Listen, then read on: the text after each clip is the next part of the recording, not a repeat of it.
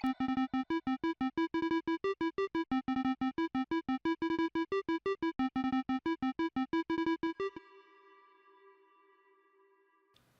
and welcome to Items On, the podcast where you get to follow your favorite Melee players and personalities both on and off the sticks. I'm your host, Ethiopium, and today's special guest is one of the best TOs in the game right now. The legend Ohan is with us. How you doing today, homie? I'm doing pretty good. Yeah, it's nice to have a Sunday at home. That's pretty rare in my life, so I've been enjoying a weekend at the house for sure. Nice, dude. Dude, I feel that, man. It's always busy when you don't want it to be, right? For sure. Yeah, especially it's getting close to busy season for me, so it's pretty rare to be at home. So Well, let's hop right into it. How we start these interviews always is you tell us what you were doing before you found the Melee scene and what time area and period this was, and how did you get into Melee? for sure, yeah. So I started off. It was about 2013, 2014 maybe. I was in high school, and I was a band kid. I played the trumpet or whatever, right?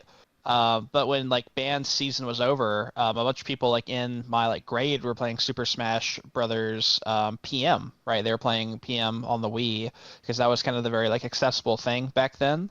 So I started playing it some with them. It was a lot of fun. We watched the Smash documentary and everything. And I think 10 years ago this April, I actually ran my first tournament as a PM tournament down in Savannah, Georgia.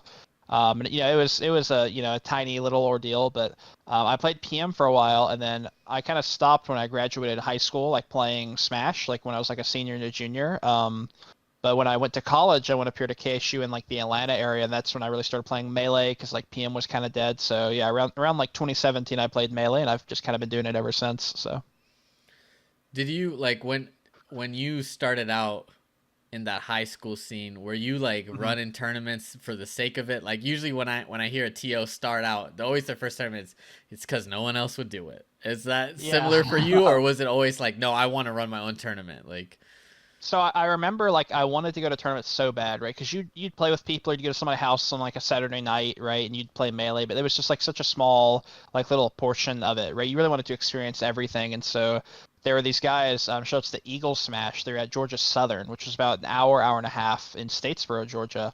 And I would beg my mom to take me, but like these were like college people at like some like party school, right? So it's like I think all of our parents when we were like, 14, 15 were not that adamant about us going monthly to these tournaments. So it was something where that was a pretty big limiting factor. And so, yeah, like there were no tournaments in Savannah, Georgia. There weren't even that many people playing in Savannah, Georgia. So like, even like Melee stuff was very scarce or PM stuff. So yeah, I started ran my first tournament at this. It was called the Guild Hall. It was like a weird like you pay by the hour to play on like PS4 kind of play. It was very weird, but yeah, no, there were nobody else hosting tournaments, so I just kind of had some setups. So I just brought everything and ran one day. So. and you said this was primarily PM at that time, right? Yeah, so like Melee wasn't really at a stage where like the modding of Melee made it accessible like it is now, where like any big tournament, or any even small tournament, like probably every single Wii does not have a Melee disc in it, right? They're all Slippy. Back then, that really hadn't progressed. So PM was the main way people played Smash games accessibly because, like, PM, you obviously already had to mod the Wii. A lot of people my age had Brawl. Like, I didn't really grow up with a GameCube and Melee, right? I'm a bit, after that generation. So Hmm. Brawl was the one that like I had in my display center, and I busted it open and was able to put it in. So. How are you introduced to like PM, or like was it like through YouTube? Was it like through the homies? Like what was the thing that got like you into even just the scene in general where you wanted to, run tournaments? Mhm. Yeah, I think part of it is because I kind of grew up with Brawl, right? Brawl came out when I was around like 7, 8 years old ish, so that was like more of the demographic of me like actually playing like video games, right? As kind of like a child. But yeah, I think a lot of it was just because PM was so accessible. I think at that period of time, like PM was actually probably bigger than Melee. I think like Apex 2014 and other tournaments at that time, PM was like getting more entrants. I think more people were watching it. PM was like the next big thing, and it was free, of course, which everybody loved that you didn't have to go out and like buy a Melee disc, right? So it just seemed like very accessible. So anyone in like my friend group at our school, we could tell them like, hey, go download PM. Like you probably have a Wii in your basement, and like get a 2 GB SD card, and like you're good to go in like 30 minutes, right? Which, especially before like the modern world of like, retro video game stores and stuff like that, it wasn't as easy to get somebody like a Melee disc back then and get them set up in the same sort of way. Now you're talking about how you transitioned from there. It took a little bit of time off in high school and Sure. then went into the college scene. How did the college scene develop you as someone in the melee scene, and did that help you grow or find a community or find a place in college, which is like such an important time growing For up, sure. right? Yeah, absolutely. Yeah, because I came up here and, it's like you're going to college. I didn't know anybody that was going to my college, right? It wasn't like I had a bunch of friends that were in the same place. So I was at college and I basically was there and I was like, okay, I probably need to do something to like meet people and like go out and have a good time or whatnot, right? I'm like a freshman. So yeah, I went to a Melee Weekly because they obviously didn't have PM tournaments anymore. And that was really what got me started playing Melee specifically. And then going down that road towards about the end of my freshman year, the guy who was running these weeklies at this place called Win Condition Games, there's a card shop, was graduating, right? He's like, yeah, I'm graduating. Yeah, I'm gonna move to wherever Georgia and start my job. And so I kind of like took over his role in a sense of like running that card shop because like, I know how to use challenge, right? I'd done this a couple times before, so that's how it starts, right? That's how they get you. And so you go from there. Who is the homie's tag? We got to shout him out.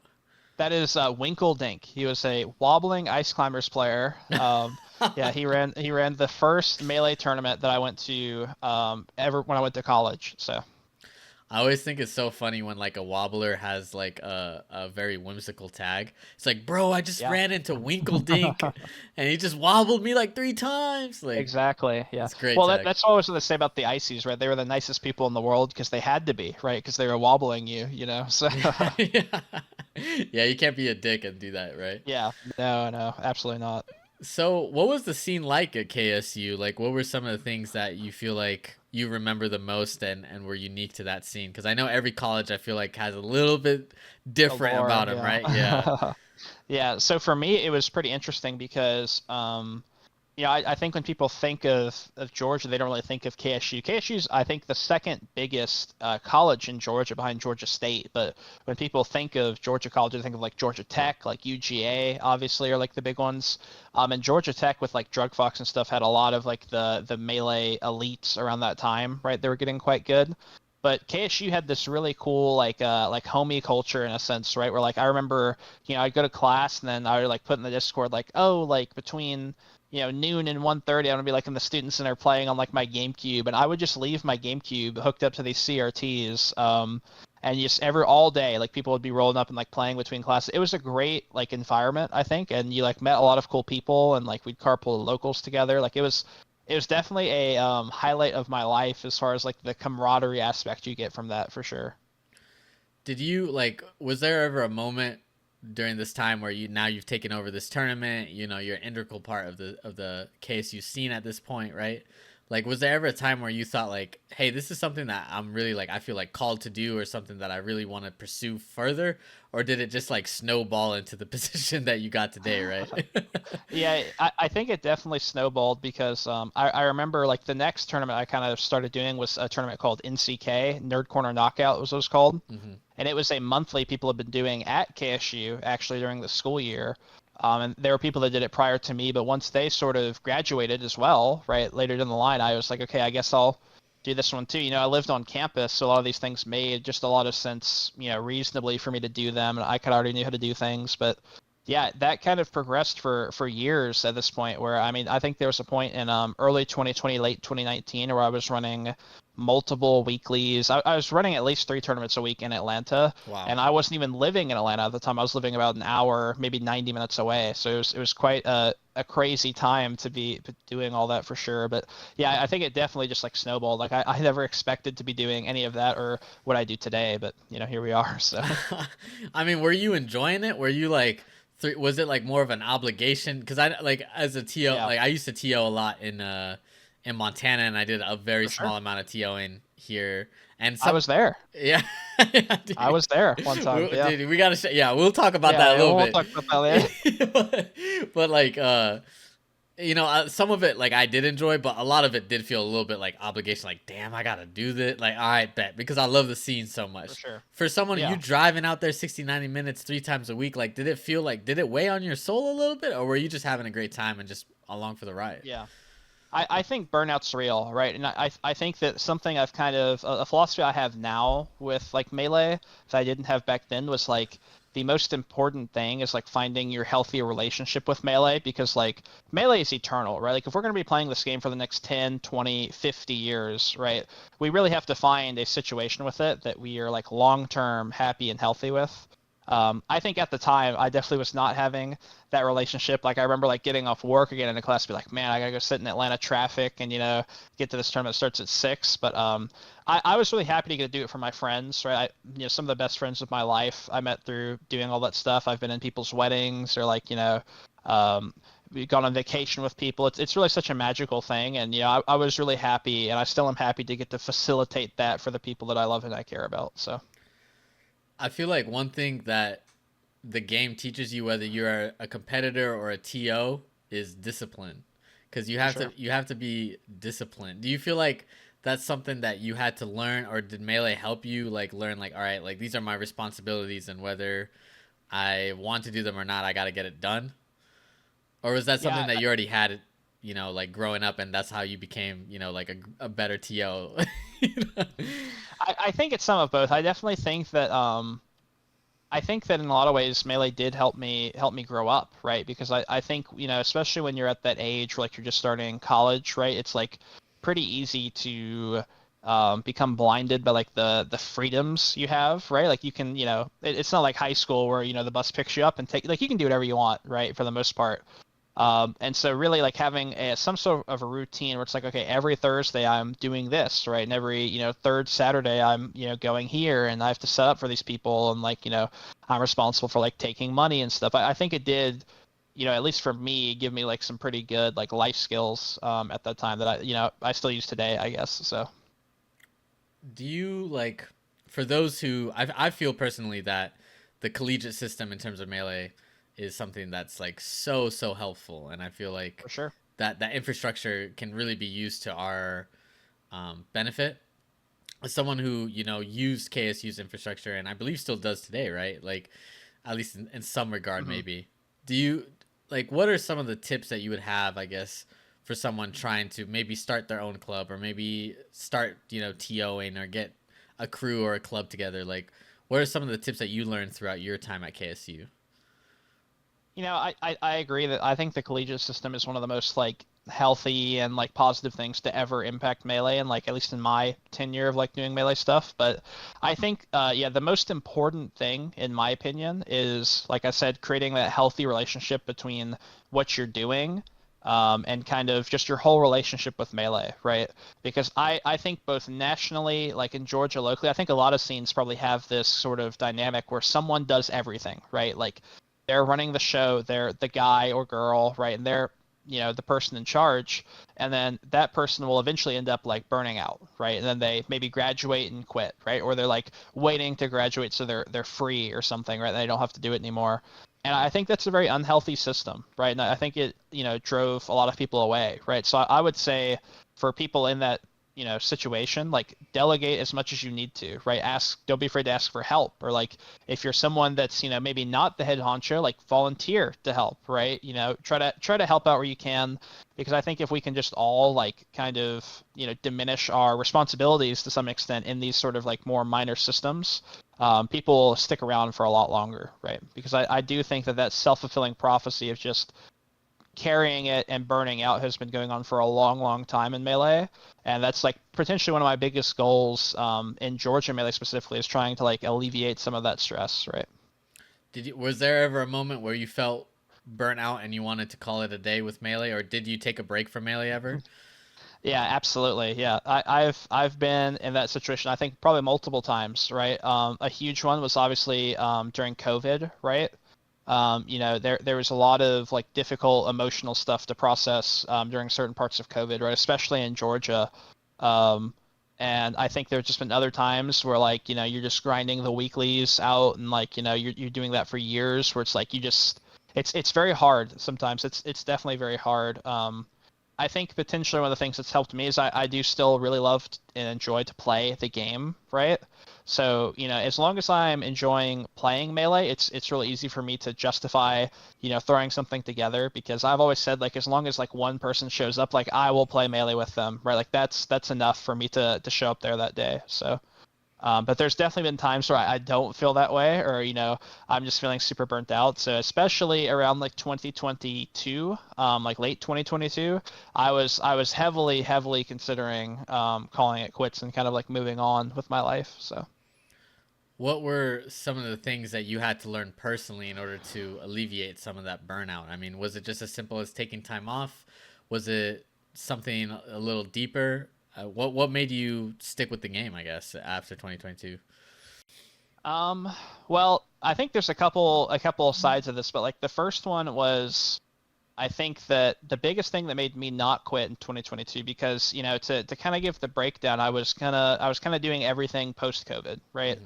Or when we were nearing the end of COVID at the very least, Georgia didn't have any tournaments. I ran the last tournament before the pandemic, and I ran the first tournament after the pandemic, right? So I kind of brought us back into like the more modern era in a sense. And I was planning to go to Genesis 2022, and then I was basically going to do that. I had never been to a major tournament before, and I was going to kind of retire, and I was going to be like, okay, I finally got to go to the big tournament and have a good time. But what happened was that Genesis got delayed because of COVID, right? It got pushed back to April, and I couldn't make the April date. And so what happened was like, okay, I will put into plans my tipped off reunion idea that I had been cooking up for a while, right?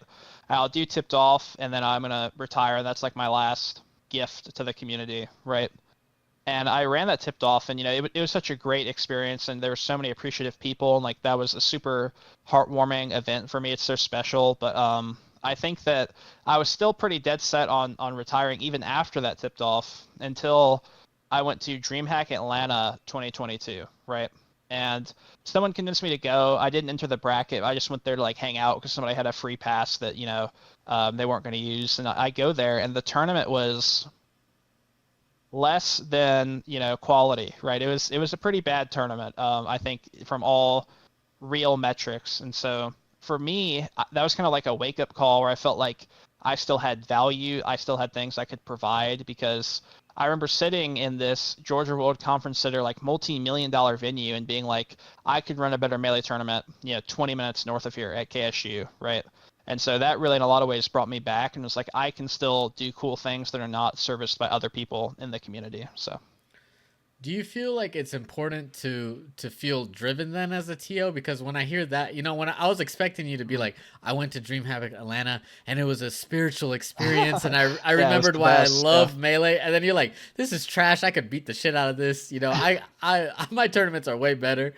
I like yeah. that. I like that energy. So it's like, do you feel like you got to have a little bit of that drive where it's like, no, I know what I'm doing. Like I can do this better. I think so, and I think fighting complacency is like a really challenging thing for a lot of TOs, especially at like the bigger tournament level, right? It's really easy to try and run the same tournament twice in a lot of ways, right? Especially if everything went good at the time previously, right? But Melee and the Melee community and the tools at our disposal innovate so quickly, right? That like that's basically a motto of mine is I never want to run the same tournament twice. I always want to be innovating. I always want to be pushing myself because in a lot of ways, like running Melee tournaments for me is kind of a similar experience that someone else playing in a bracket, right? You're gonna go maybe 3-2, 4-2. You're gonna win some, you're gonna lose some. You're gonna see why you lost, and you're gonna come back and try and do better next time, right? Hmm. That's actually kind of the same approach I take for tournaments, where I try to do something really ambitious, and maybe it doesn't work out perfectly, but it's something that I can think about, I can innovate on, and I can kind of refine my skills and my operations, and then next time I can try and do better. So. What are some of the things that you're most proud about innovating or pushing in terms of your tournaments? I think one of the biggest ones that comes to mind is I think there's twofold. I think the first one is running melee only tournaments, right? I think that on like the financial like operation side, a lot of major level melee tournaments are essentially subsidized by having ultimate in the building, right? Hmm. They're really the reason you can afford the convention centers and the the San Jose theater and all that stuff, right? Like Melee does not pull the entrance to do something like that. So I think it's quite a testament to our game that we're able to kind of rally behind like Tipped Off in the sense and have the first Melee only super major in 17 years, right? That's really remarkable. I think the other one that comes to mind is Tipped Off last year being the most streamed Melee tournament ever, right? We had all of top 128 streamed, which is pretty unbelievable. I'm not even sure if another Melee tournament ever has streamed all of top 64, but yeah, we streamed about, it was like 350 sets of Melee between singles and doubles, which is something nobody else has ever even gotten close to, right? Um, and so I'm really happy to keep like pushing that direction, innovating, because I think stuff like that is so important, and it's like such a cool thing that we're like now able to do because of modern technology, right? So I'm really happy that people like created those systems and that like I am able to like innovate them and like work them into like our tournament workflow. What is your process when it comes to innovation? Because like you said, it's similar in terms of your mind frame to like a Hmm. competitor who goes to a tournament, does some stuff, learns from it, comes back, For tries sure. some stuff. But like in a game where we've been running pretty similar types of brackets in terms of double elimination Yeah. for almost 2 decades, 2 decades now, really. Like, Yeah. Yeah. is the innovation have to come through other means in terms of like you said, streaming in terms of trying to be melee only, or in terms of sponsorship or prize pool, or what are some of the things that you think about when you think, all right, this is where we need to innovate, I guess, and how do we do that? Yeah, I think it's pretty interesting because I think I was pretty unique amongst like major level TOs in that I had never been to a major tournament until I ran one, right? Tipped Off 14 was the first major I'd ever been to. And so I didn't really like try and see what other people did and like implement that, or I didn't really even know what other people did. I was not in like a well-known TO that people talk to or like exchange ideas with. I was just kind of doing my own thing, and I always kind of had that idea for locals that I wanted to do cool stuff, right? We've done like Georgia invitationals, and we've like flown people out and done like invading out of state sort of things at monthlies. So it's something where I always like to push myself and think about like what is exciting for the people coming to my tournaments.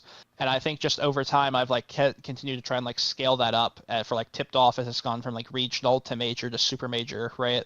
And see how I can really just improve that experience across the board for everybody. Do you feel like there's differences in terms of when running a regional versus running like a super major, other than the obvious, which is like size? Do you feel like there are small Sure. things Yeah. that people don't really realize behind the scenes that makes a super major harder to deal with, let's say?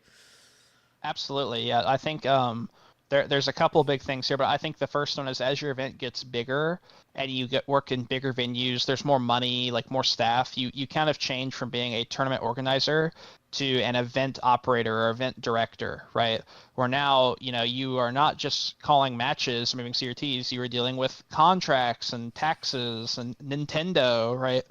You kind of scale up to the point where like there's a lot of other responsibilities that aren't really included in the normal, like I run a 150 person regional, like sort of package, right, that kind of sneak up on you and come out of nowhere. And it's like that sort of stuff. I don't think anyone got involved in melee TOing because they really love doing taxes, or they love having to hire people or hit up top players to come to their tournament. But yeah, I think that there's definitely people a lot better at different skill sets, right? And I think what's cool about when your event graduates to actually involving like multiple people, you really get to like work with people that are like super specialized in like different parts of the industry. Um, and so that's always really cool for me to kind of get to just collaborate with like such a great group of people to get to make these events happen. Where previously, when the events are smaller, it's just kind of like me like soloing the show in a lot of ways, like running some like monthly or something like that. So. How do you get in touch with those specialized people? I mean, is that just through connections? Is that just through like you hit them up like, bro, I need this, I need that. Can you help me? Like, because it takes a team, right? Especially when you get to those big Yeah, it takes a tournaments. village. Yeah. Yeah, it takes a village. I mean, I think I work with a lot of local people on a lot of different things, but I think just like over time, as you like meet people, as you see people do stuff on other tournaments, as you work with them on like maybe smaller projects, you can learn how to like incorporate them into like the big tournaments, right? It's like I have people that do trailers or badges or graphics or whatever for me, right? and yeah, it's like there's such amazing like people. I remember like for Tipped Off Production, we talked about being the most streamed tournament. Like that was because I went down to Smash World Tour Finals 2021, and I met the Polarity team, right? Like Moses and Ash and all those people, and they did a great job of that tournament. I got to met them; they were awesome. So when I was running a tournament next year, I was like, hey, you guys should like come up and stream this. Like I don't have anybody to stream this, and that was when Tipped Off was a regional. And then like both them and I have like progressed in our operations of that tournament to building it up to be the most streamed Melee tournament ever, right? Which is more of a feat for them than it is for me, but like that's kind of a situation where like I grew with them and like they grew with the tournament, I grew with the tournament, and it's now like this super like polished, like great like feat for our game. So What is I just love just spitballing questions at you. I'm no, enjoying you're this good. so much. Like, what is one of the like biggest challenges that you faced as a TO, and how did you overcome that hurdle? Wow, that's a good question. I think that for me, I think there's kind of two different sides to this. So I'll maybe answer this in two different ways. I think when I was TOing locals a lot, right? I think the hardest part of it was kind of this separation idea of like the people who attended your tournament and like were part of the community, and then people who I would deem were like not part of the community or inactive, right? I remember when I was younger, especially, right, I would be increasingly frustrated with maybe these like older school people or like people who didn't really attend tournaments, right? That were complaining or causing drama because I was very critical back then, right? I was young and I wanted to go out and like fight every battle, whenever somebody was causing drama, right? And I think part of that was just me being like a bit younger when I was a kid, but I just did not do well with criticism. And I mean it's hard, right? It's hard to take criticism like that when you're doing like what I view as just like an objective good selfless act in like running weeklies and stuff. I think it's something I've grown up with a lot now, but yeah, back then it was very difficult to try to like have perspective on like what people are saying and like really just like feel the appreciation, right? Because there were people being very appreciative, but I think I just did not listen to them as much as I should, and I focused too much on the criticism, right? Um, I think getting into the major level, the hardest part of TOing is actually kind of the feeling that you are letting down your local scene to an extent, Hmm. right? When I work on Tipped Off and all these other tournaments, like we have a tournament in Japan for December of this year, we have some crazy stuff, and it's like I just do not get to run all the weeklies and the monthlies and everything anymore and cook up all the same exciting stuff for Georgia that I got to do 5 years ago, right? And that's something that weighs on me sometimes because I know nobody blames me for it or is like spiteful about it, but at the end of the day, like I want to see Georgia succeed, right? I started running tournaments of this scale for Georgia, right, and running the first big tournament Georgia's ever had, and so it does weigh on my soul a little bit that like I can't do and put forth like the same sort of effort that I did that I got to do say half a decade ago. Do you feel like that's something you want to return to? Like maybe going back down a little bit to the weeklies and the month, or do you feel like it's always just we got to keep growing, we got to keep getting bigger? I mean, you're going international now, like you said, For so. sure. Yeah. I think with this, my solution for this, I really want to enable people in Georgia to like do stuff that they want to do that's cool, right? I've, tried to be very giving with like funding when people want to do cool stuff.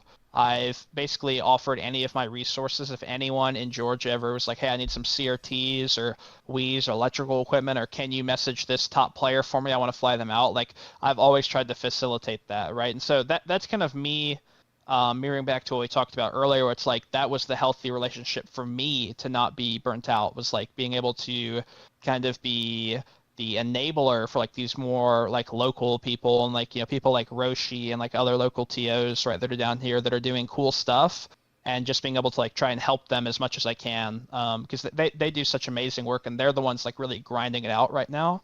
And so I'm very happy to get to like lift up what they're doing to some extent because they're doing a great job. I want to touch back too on the first thing that you said in terms of challenges, which is just like feeling underappreciated. I feel like that's For something sure. that a lot of TOs feel like. You're definitely not the only one, and Mhm. for good reason Yeah. too, especially in the social media and the tweeting days where Mhm. people lay into whatever, right?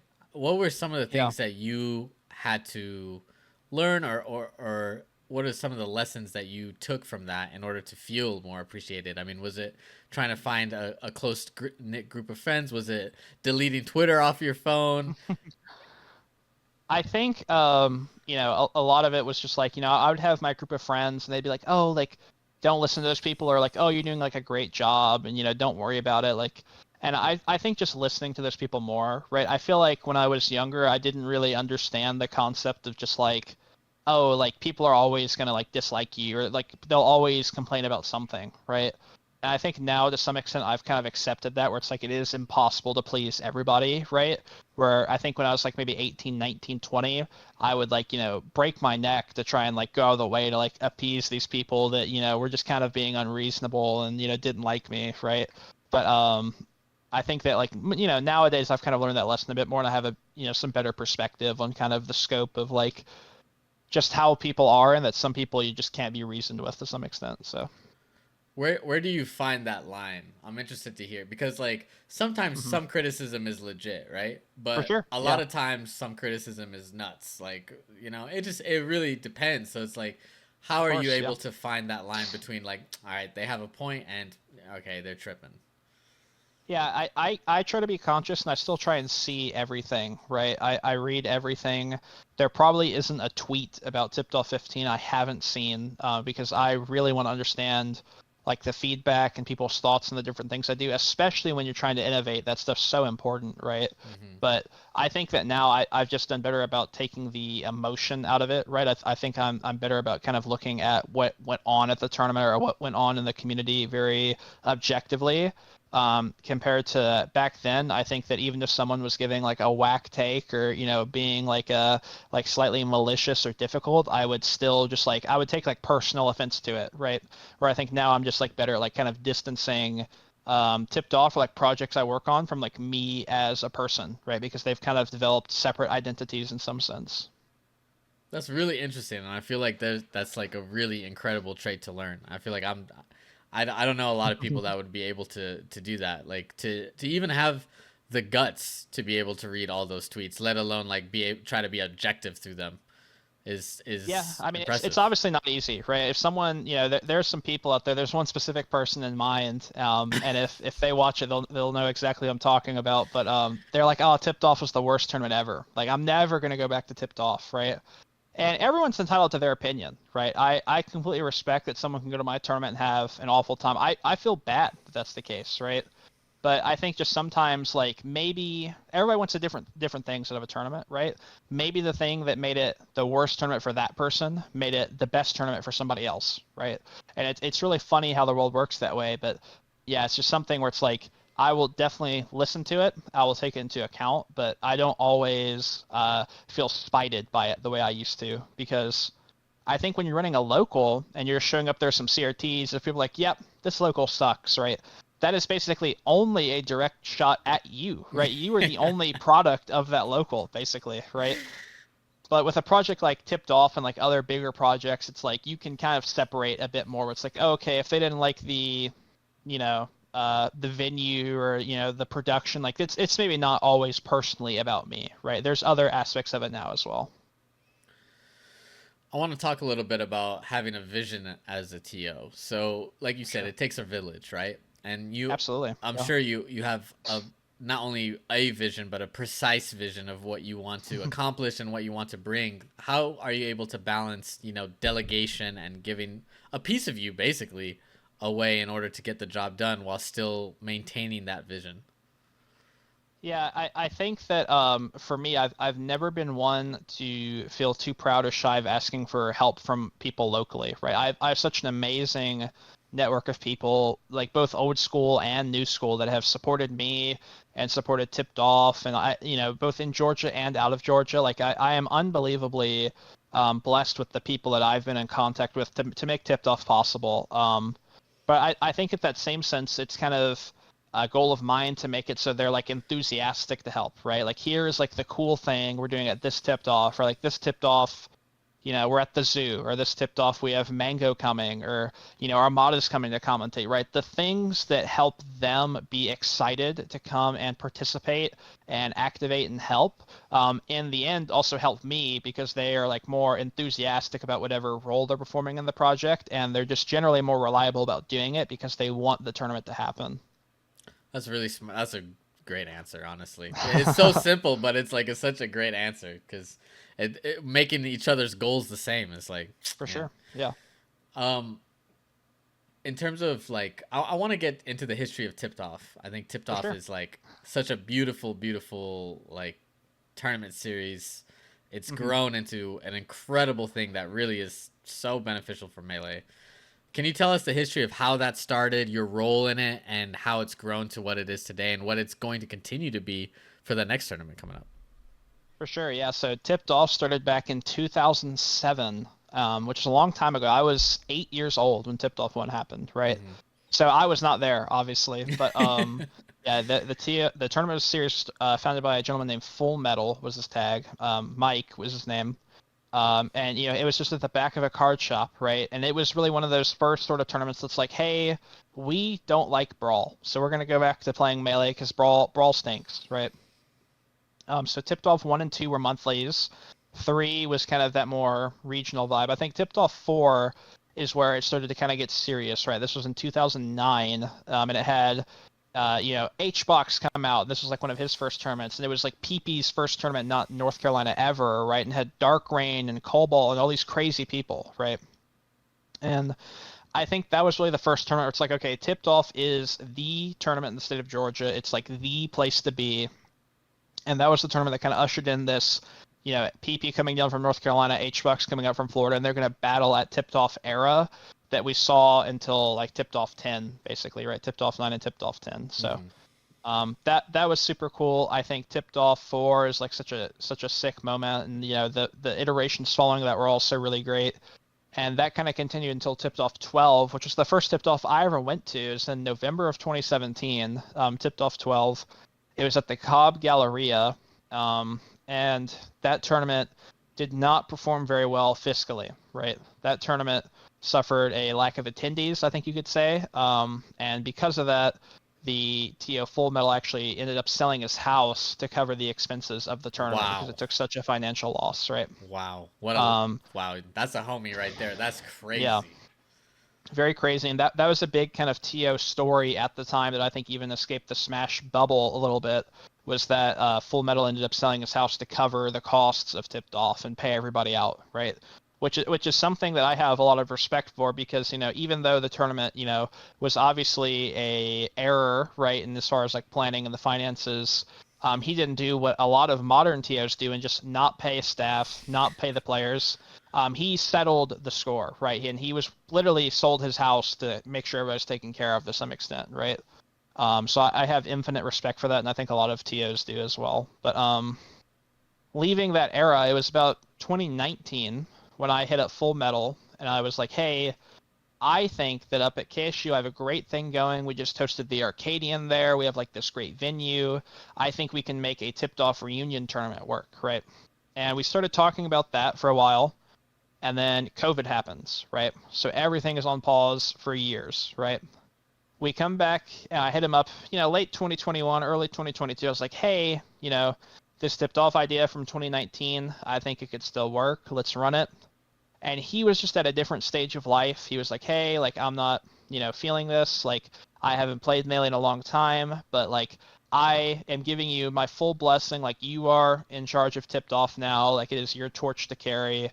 And so from there, I ran Tipped Off Reunion, aka Tipped Off 13 in 2022, and then now we've had two more, 14 and 15 since then. So Wow, that's such a sick history. Shout out to Full Metal. I don't know who he is, shout outs, but he's a legend yeah, now. Hey, if you ever in yeah, Michigan, we got you, Full Metal. Like for real, that is yeah, crazy. And it also takes shout out to you because I'll personally I wouldn't take if the homie had to sell the house for the tournament, and you're yeah, like, yeah, let me run another one. I got you. Like I like yeah. that. It's different That's definitely a little circumstances. scary. I used to joke back then because I was just a broke like college kid. I was like, oh, I don't even have a house to sell, right? So I don't got to worry about that. But um, Yeah.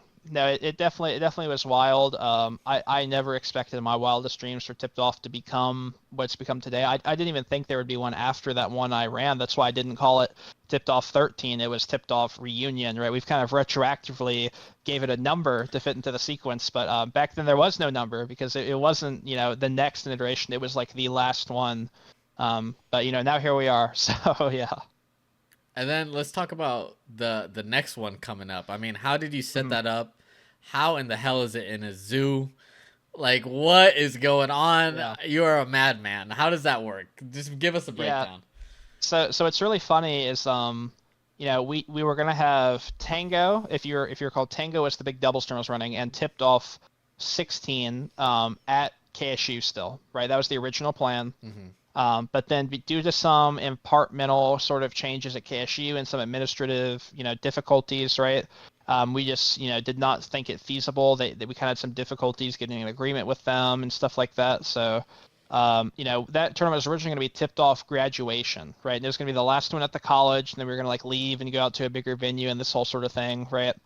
But instead, in about January this year, we had to get really creative with our tournament structures because normally we book tipped off venue dates around 13 months in advance, right? Hmm. But so finding a space that can accommodate 700-800 people in 6 month notice is very very difficult, right? But Zoo Atlanta had been a venue we had talked to before. We had kind of seen it, and we knew it was a potential candidate for the future, right? And so it's something that just luckily they were available on the tipped off weekend. We were able to make it happen, and now we're here at the zoo, right? Which I think is such a cool thing. I'm really happy to bring it more into the downtown area of Atlanta.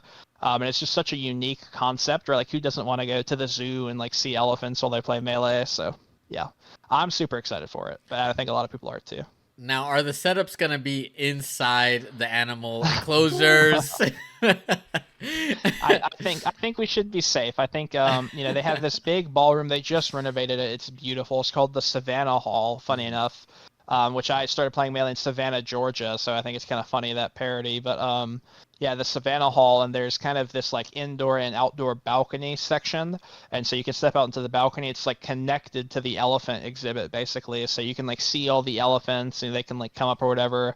But the tournament will be inside with air conditioning, so I don't think it should be too different from a melee tournament once you're inside the venue. So Yeah, I saw people tweet like they're like, "Oh, it's gonna be sweaty or whatever." I was like, "This is what? not gonna be outside, y'all." Like, I don't. At least I didn't think Yeah, so. yeah, So I'm it's glad to get no, no. confirmation. Yeah, no, there's some people wild. There are people that saying it would be the worst smelling melee tournament of all time. Like there were some funny tweets about it for sure. So I want to ask you a little bit about the financials. I mean, we just talked for about sure, how there's a lot on the line when you run these tournaments, and the bigger they get, the for more sure. risk there is. And there's no Yeah, really like school to learn these type of things, right? You sort of have to no, like absolutely not. go Yeah, head first into the deep end. yeah. How were you able to navigate the financial side of TOing, and has it been something that's been frustrating for you? Um, I wouldn't say frustrating. So I mean, I obviously never ran melee tournaments to make money, right? Yeah. Even Tipped Off 15 was the first melee tournament I ever really ran. I guess you could say full time, or like I wasn't working during it. Like Tipped Off 14 was mostly planned and like orchestrated on my cell phone while I was at a restaurant, like delivering pizzas and stuff like that, right? It was pretty crazy. And then going into Tipped Off this last year was really the first one where I like kind of gave it my all, at least for the months leading up to it. So I've never been too frustrated with the finances. None of the tipped offs have ever made a profit, right? They've always lost money, but I've never been one that's like really upset about that because I invest a lot back into the tournament. I'm pretty happy that like we have like all the streaming equipment and a lot of the materials to run the tournament already owned, right? I don't have to go out and rent a bunch of Wii's from Gaming Generation for a bunch of money. So that's what makes cool things like the two quad streams or the zoo tournament possible because we've just invested so much early in the tournament's lifespan into the materials to actually run it. So That's interesting. I'm happy that you took that route, honestly, because I feel like a lot for of sure, people yeah, they don't realize like it's a journey to get to that stop. Like for sure, unless if you're yeah, loaded, yeah. but Yeah, I was delivering pizzas at the time, so I definitely was not loaded for sure. So yeah, I'm pretty happy I took that road. I don't think doing tipped off at the zoo this year would be possible if I went down the route of just renting everything I needed for every tournament. So yeah, in retrospect, I'm very, very happy that we made those decisions a couple of years ago. Let's talk about some of the stuff in the future then. Like we touched on tip off. You've had some For other sure. announcements. You just mentioned you're going international. Like what's on the plan here Yeah, for Ohan, and like what are you running? And I mean you don't gotta announce anything new, but the stuff that's been no, for announced, you know. sure. Yeah. So I do all of the esports and Smash tournaments for Announced Esports. Right, if you've seen those guys, they sponsor Aklo and Junebug. We have an event we're doing at the NFL Hall of Fame next month in Canton, Ohio, which I'm pretty excited for. We have a couple other events that aren't announced yet for this year, but I think the big one that we've teased at is we're doing our Invitational this year in Tokyo, Japan, which is pretty exciting because there really hasn't been a big tournament in Japan since 2004. Even these people that we consider as like playing forever, right? Like Hungrybox and Mango, they're like ancient, but even they have never played in a Melee tournament in Japan, right? And so I think it's such a cool thing, and it's such a cool like legacy factor, and people are going to be able to qualify from all the tournaments. So I think it's just going to be such a cool thing. And it really just like empowers kind of like this importance of winning Melee tournaments because I think that's something that's actually kind of been lost over the eras is like the importance of a tournament itself. A lot of the narrative has been forced onto rankings, right? And tournaments are just the catalyst to get the ranking you want, right? And so I'm happy to kind of tug a bit back on that narratively and actually get some importance on individual tournaments themselves. Oh, I got so many questions for you on that. Honestly, I'll ask one. I'm anti rankings. Okay, that I will have that Okay, out there. yeah, I am anti yeah, rankings. I don't think that they're. I mean, I understand why they're done, and I'm thankful for the people yeah, that do them. I'm not trying for to hate sure. on them at all, but for me personally, even like local rankings, I hate it. Who won the Yeah, tournament? Who lost? So, you know what I'm saying? I like for that. sure.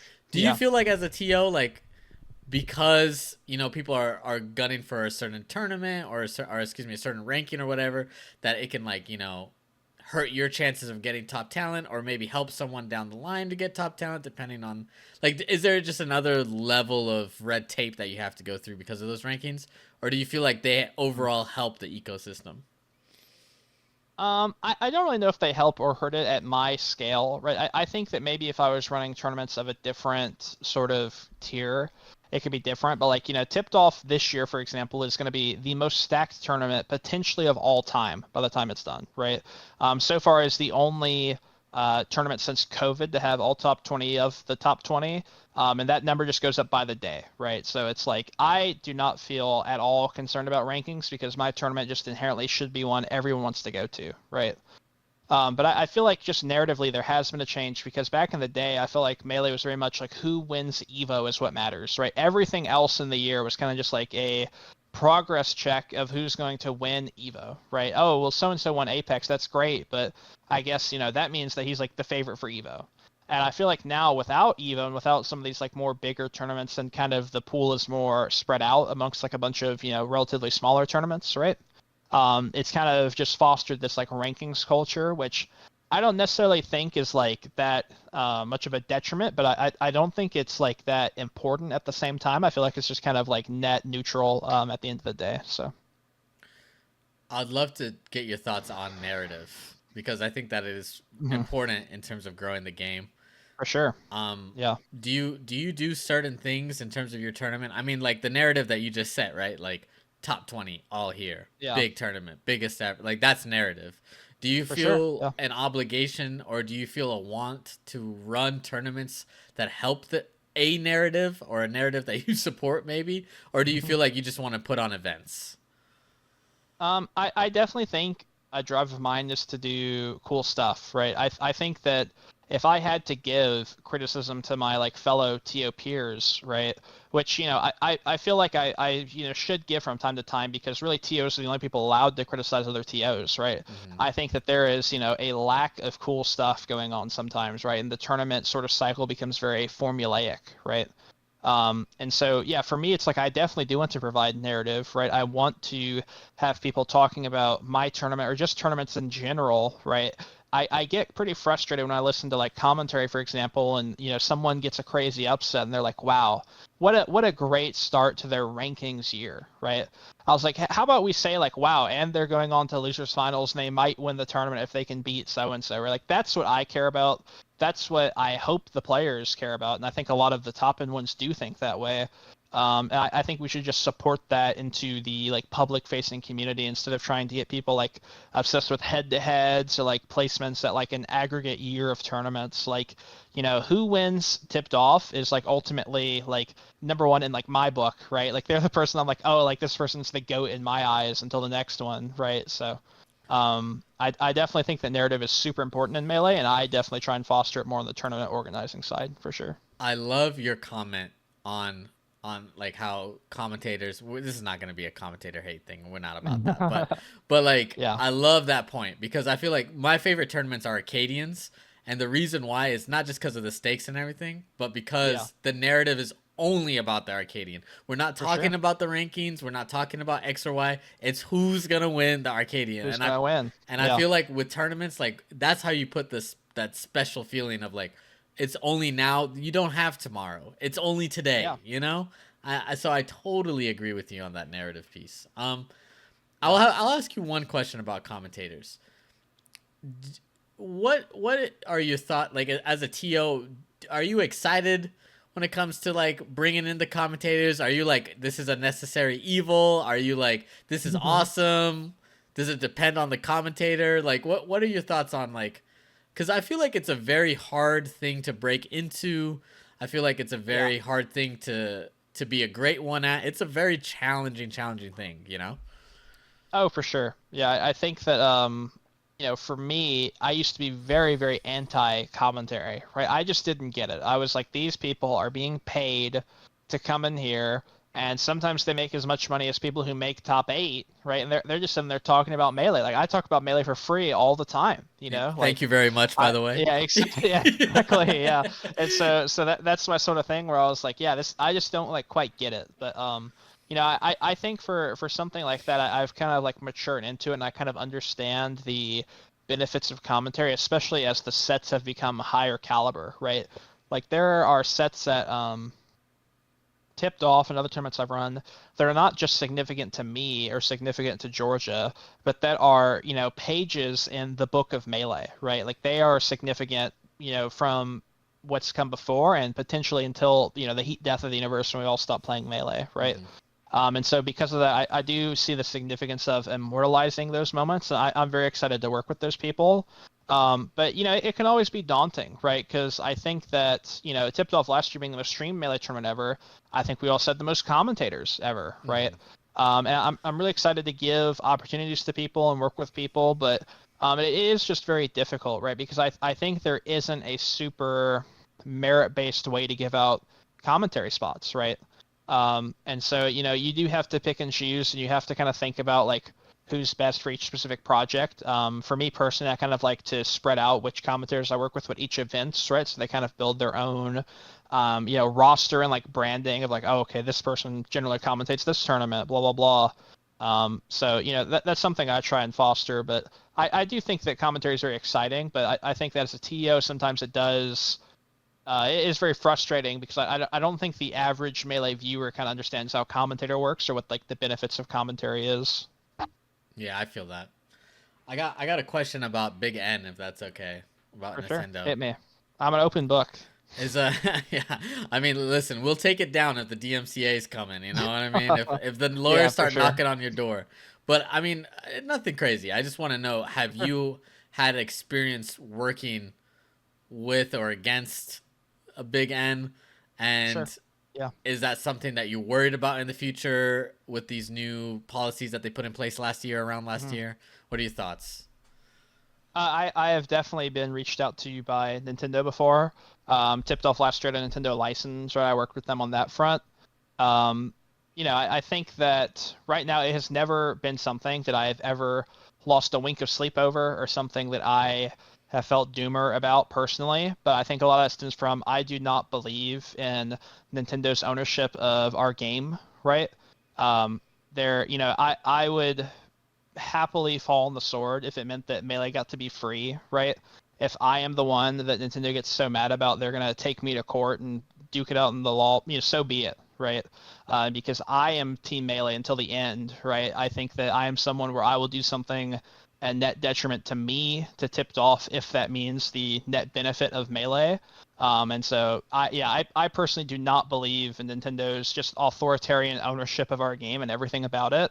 And so I have never for 1 second been, worried or upset about Nintendo because they just don't exist to me, right? And they're more than welcome to come to my tournaments or talk to me anytime, but I'm not someone that's gonna just, roll over and show my belly to Nintendo because, they just aren't a part of our community and I do not adhere to what they want to do. So That's the realest shit anyone's ever said on this stream, man. Respect. I'll fall on the sword if it means that Melee is free. Can I ask you a question? I was gonna ask you a couple sure. fun questions before moving on to some of the stuff, but that got me Yeah. so amped, man. Like, Yeah. we just talked about, the homie Full Metal selling the house for this shit. You saying For like sure. we Yeah. go to court, whatever. Like, this is our Yeah. game. I love this game. Where does that passion come from? Like, why are you willing to die? Why are you willing to fall on the sword for this game? I think a lot of it is just like Melee and the community, right? Like I think that, Melee is a great video game, right? But there's something magical about the community surrounding it, right? And how, this group of people has been attracted to this thing because we all see like these qualities and like a bit of ourselves in this game and this place. And like I said, so many of my best friends of my life I've met through Melee, right? And I get to work, and I'm blessed enough to get to work on this game in a professional capacity, right? And it is something like so special. I think it's so special to so many people that I will quite literally do whatever it takes to protect it, right? To the best of my ability.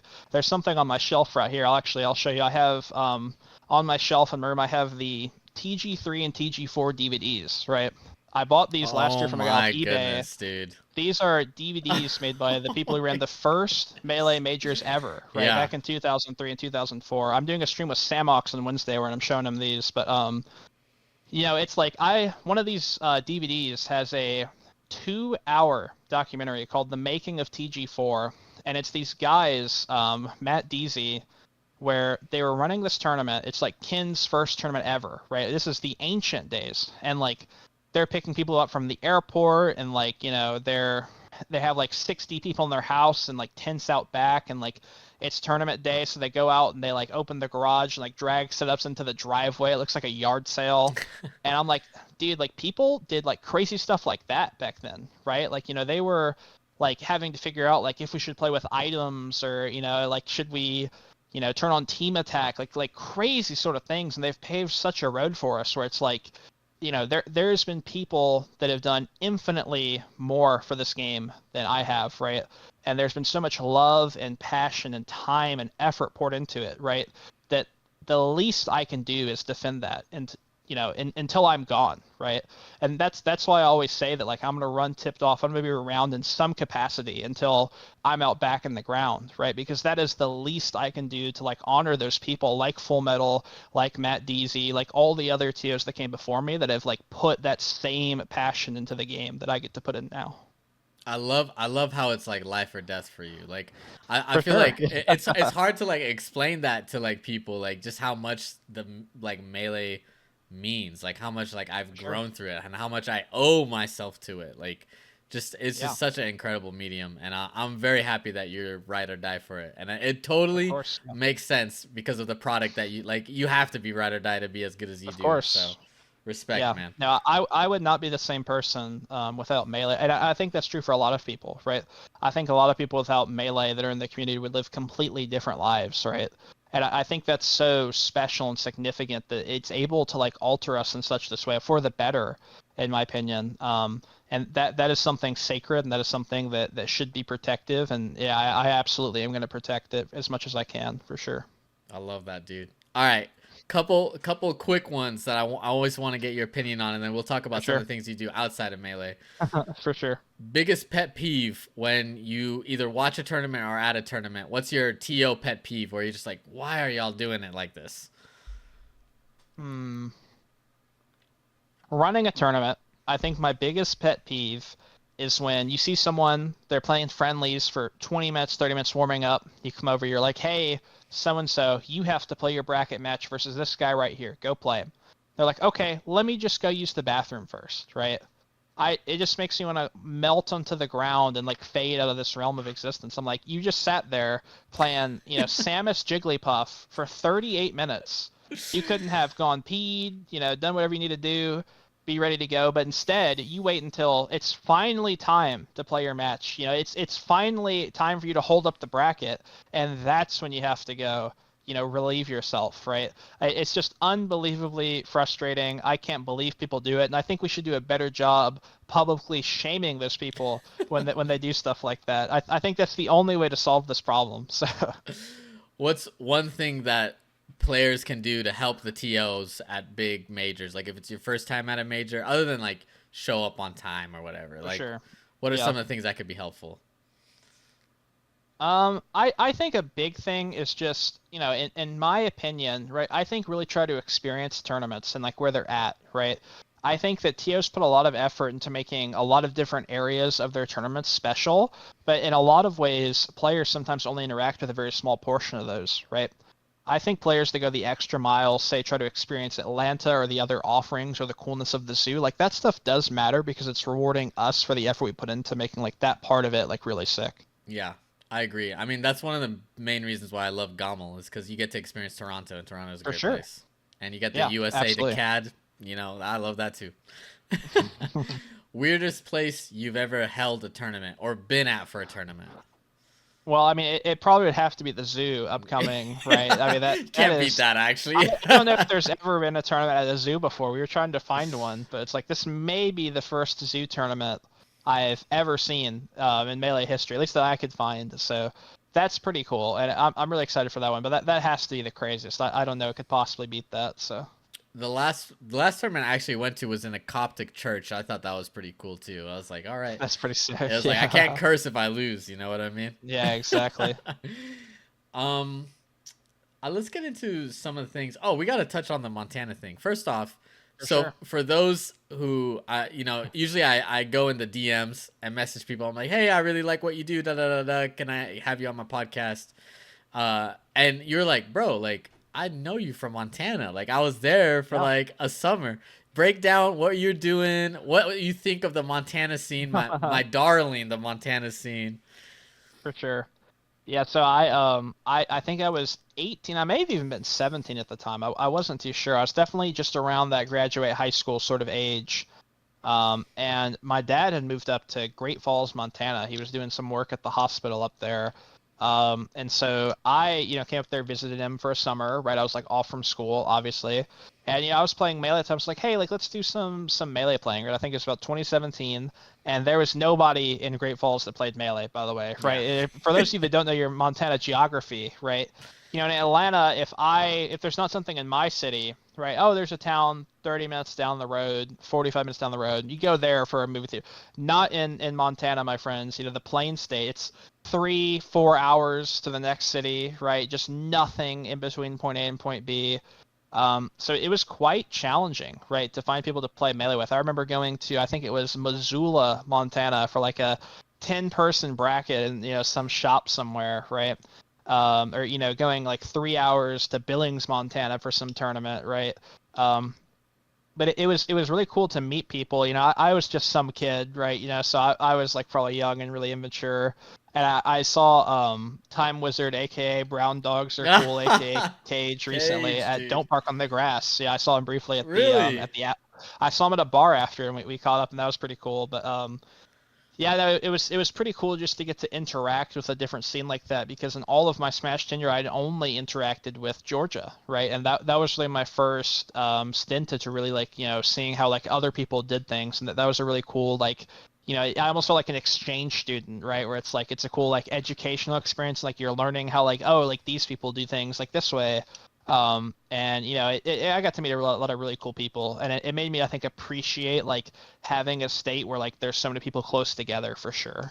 Definitely. Yeah, that was the main thing. When I moved to Michigan, I was like, oh my God, it's like 5 weeklies a week, Yeah, and I can exactly. drive to People all of them. people play Melee every week. Like, Yeah, dude, shout out Cage, man. I love that guy. shout I outs. wonder Yeah. what turn. I wish I knew what was the name of the tournaments that you went to, because I mean, it was him and me that were TOing around that It time. was one of the ones at the college, if I remember. Yeah, back in the day. I'm Was trying it to like an think. empty hop or something like that? Is that what it was I called? think so. Yeah, I went to one. I remember this was so funny. I had beat some Ganon player that was pretty good, right? I know who you're talking about. Yeah. Yeah, and then what happened was he was salty and asked me Yeah. to play friendlies after the set. So what happened was we kept playing, right? He didn't let me report the score, and he was beating me. So you came over and you're like, "What's the set count?" And I was like, "Oh, I won 2-0," but you had just watched him win like 3 games. So you're like, "Wait, no, I thought he won." Like, you like had to get him to verify the set result because you thought I was like, oh, it was so funny back then because yeah, he was quite salty. It was pretty funny. But Well, dude, he'll go unnamed, but God bless him, because he would do that to yeah. both. You were not the first guy he Yeah, did yeah. that Well, to, I and was you like weren't the 18, last, he bro. was like, this guy in like his mid 20s is over here flaming me. I'm like 18, it was so He funny. was a grown man, He's yeah. he's beating me after. He's like, why didn't I do that in bracket? I'm like, Yeah. dude, I don't know. Like, Dude, that is so funny, man. Yeah, I can't believe that you went to a tournament at TO. That's awesome, man. I remembered you once you told me, like, I was like, yeah. I had to look at the profile. I was like, oh my god, dude. But dude, Yeah, Melee's it's a funny how beautiful game. Melee's like that, right? But that's the thing. It brought us together, right? I mean, dude, that was 8, 7 years ago. That was a Eight long years time ago. ago. Yeah, So 8 years yeah. ago. And yet here we are. Here we That's the are. beauty of Melee, right? So Yeah, that's why we yeah, die for that shit, man. I love it. that's why we die. Let's talk about some stuff other than Melee, man. I mean, you're multifaceted, right? What are some For of the sure. what are some of the things that you enjoy doing outside the game? Do you have other hobbies? Are you a big gamer? Are you, sports? What's your thing? For sure. So, especially at this time period, I don't get to do a lot besides Melee, having 2 big tournaments coming up. But I think that outside of everything Melee and Melee community related, I'm a huge fan of like speedrunning. I like Mike Tyson's Punch Out a lot. I'm a really big Castlevania fan. I just got a dog and named him Richter, like Richter Belmont, Yeah. because I'm such a big Castlevania fan. I like collecting retro games. I just think that whole like, I was always very native to CRTs, right? Because Melee, and I think that now it's like, oh, there's actually other things you can do on CRTs besides play Super Smash Brothers Melee. It never occurred to me, but yeah, I mean, I take a lot of time that I have free from Melee just to hang out with my friends, especially doing like Melee queuing life. You're traveling constantly. You're working a tournament here, directing a tournament here. Maybe you have to go check out a venue somewhere, hours and hours away, right? And so, really, any opportunity I have at home, I try to spend it with my loved ones and my friends and stuff like that to try and do whatever I can to spend quality time with them. That's always important. And the right answer for sure. Yeah. Yeah. When you're doing that call, I mean, you guys going, are you a big movie, big music guy? What are you doing to I'm a big relax, I movie guy. guess? Yeah, I'm Movies? a big movie guy. I'm a big Marvel movie fan. Hmm. That's my stuff. We'll maybe play like poker with the boys or something. Have a Okay. good time. But yeah, stuff like that. We try and have fun here. But it's funny because it just always leads back to Melee, right? Yeah, maybe you play poker for 4 hours, but it's getting kind of late, and it's like, oh, let's turn on the GameCube real quick. Run a couple, right? Because like even the people that were doing something not Melee, I've just met so many of them through Melee that's like kind of just endemic to our operations. So You said you're a big Marvel movie guy. Yo, for what's your sure. what's your favorite? I'm not a big Oh, Marvel I movie mean, guy myself, yeah, so I need to get your yeah. advice here. The Avengers, Infinity War, and Endgame are the best. They're the creme de la creme, but that's kind of a cheap answer, right? Because Yeah. they're of course like the big ones. I would say that of any like standalone Marvel movie that's not some big team up, I'm a big Doctor Strange fan, right? I like Doctor Strange 1 a lot. I think that he does an amazing job in that role, and I think there's a really good message in that movie that I kind of like have used in life a lot. So it kind of does mean a lot to me for sure. Do you read the comics? You a big comic guy I, or I no? I was not a big comic guy growing up. I think that when I was growing up, superheroes were kind of entering like more modern media, right? Like the Sam Raimi Spider-Man movies are basically what I grew up on, right? The X-Men and the Spider-Man cartoon from the 90s, stuff like that. So I never really had to see them through the medium of comic books because they were already kind of just ingrained into like pop culture by that time. Yeah. I love the Spider-Verse movies. For Like sure. I mean, those are those, amazing, because right? I feel like they go back to the old, like, because I used to watch the Spider-Man cartoons as a kid. Oh yeah, I same. was more of a Batman guy. I can't lie to you. I don't want. Me too. I'm a big All Batman right, fan. Yeah, respect, yeah. respect. You know The what I Dark mean? Knight might be my favorite movie ever. I So love that movie. Thank it's you, so dude. good. I'm not Yeah. the biggest superhero movie guy, but that movie is Yeah, fire. that There's one no, hits. That one yeah. hits. Yeah. You know why? Okay, this is a little bit off top, but who cares? It's my podcast. Who cares, right? Yeah, put this on the Patreon. Yeah, Yeah. dude, we're not making money, bro. There's no Patreon. But I think the reason why that movie is so good is because the stakes are low. Like, if I think so too. Yeah. if you're like, oh, the world's gonna end, the world's gonna end. You know who's gonna win usually because they're gonna make another movie. But the For Joker sure. at the end is like, I'm gonna blow up a boat. That boat can blow Yeah. up, and He they can be, could. He yeah, could. there could be Yeah. a sequel there. You know what I mean? So I Yeah. was like, oh, is he I mean, actually that's gonna kind of kill what him? happened, right? I mean, Yeah. Harvey Dent died at the end, and like there were consequences to that, right? Yeah, I think that's what's great about kind of that era is like, I think Sam Raimi did something really good at making this like superhero movie formula, right? On like how it's like supposed to be kind of cheesy, but there's like a little bit of humor and like. And I think Christopher Nolan was like, "Hey, I'm going to make a superhero movie, but it's not going to feel like a superhero movie, right? It's going to feel like a normal movie, right, in some sense. But it's about these larger than life characters that are really grounded, right? Like I'll never forget in The Dark Knight Rises, there's a scene with Bruce Wayne at the hospital, and his doctor's like, "Yeah, like you have, no cartilage in your knees, and you have like the back of an 80-year-old man, and like that's not something you're ever going to see in a Marvel movie, right? It's the doctor telling him how they're like medically not fit to go spelunking or whatever he tells him. So yeah, so funny. Also, best Batmobile in the Dark Knight because I feel like all the Oh, for sure. Batmobiles, dude, they're like Yeah, the Batman's supposed to scare you, and then I see your car and it looks like a Hot Wheel, and I'm like, I disco could take this ball. Yeah, guy.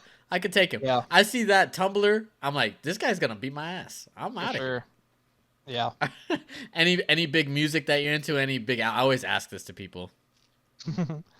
I don't think there's anything too crazy I'm listening to right now. Kind of just vibe. I listen to a lot of like weird stuff. I will listen to, you know, rap, and then maybe I'll listen to like opera or something. I kind of cover all the bases except for country music. Country music's trash, but besides Wow, in that, the I'm South pretty you're up to saying that. I whatever. So like that. I know, yeah, I gotta look around, make sure nobody heard me say that. But yeah, country music's trash, but everything else I'm pretty game for. So Well, I mean, Georgia has incredible music, so I'm sure yeah. you don't have to go too far to find something good.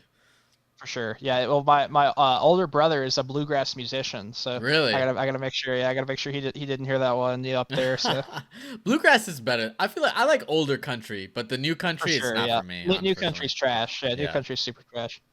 Well, shit, on that point, man. I think this has been an incredible interview. I think we'll wrap it up right here. Awesome. Yeah. Yeah. For sure.